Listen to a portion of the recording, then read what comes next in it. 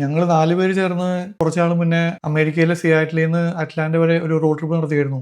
മണിക്കൂറുകളോളം ഒരു കാറിൽ ഇരുന്ന് പോകുമ്പോൾ പല പല ചർച്ചകൾ വരുമല്ലോ. അതിൽ വന്ന ഒരു വിഷയമായിരുന്നു LGBTQ. ഈ LGBTനെ എതിർക്കാൻ വേണ്ടി പറയുന്ന ഒരു വാദമാണ് ബാത്റൂമിന്റെ ഉപയോഗം. ഫ്ലൈറ്റിലും ട്രെയിനിലും പോയ ആൾക്കാരാണ് ഇതൊക്കെ പറയാനെന്ന് ഓർക്കണേ.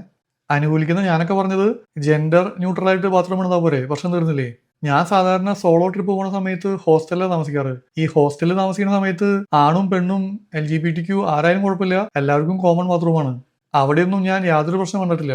ഒരു ഫുൾ സ്കെയിലിൽ ഇംപ്ലിമെന്റ് ചെയ്യുന്ന സമയത്ത് കുറച്ച് പൈസ അഡീഷണൽ വേണ്ടി വരും. ഈ പണ്ട് അമേരിക്കയിൽ അടിമത്തം നിർത്തലാക്കാൻ പോയ സമയത്ത് അടിമത്തം നിരോധിക്കരുത് എന്ന് പറഞ്ഞ ആൾക്കാർ പറഞ്ഞൊരു കാരണമുണ്ട്. അടിമകൾക്ക് കൂലി കൊടുക്കേണ്ടി വന്നു കഴിഞ്ഞാൽ സാധനങ്ങൾ വില കൊടുത്തേ.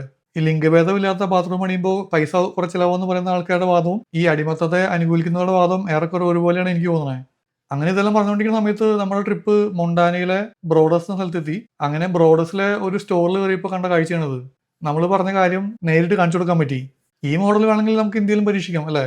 എന്തെങ്കിലും പ്രശ്നം ഉണ്ടാവോ?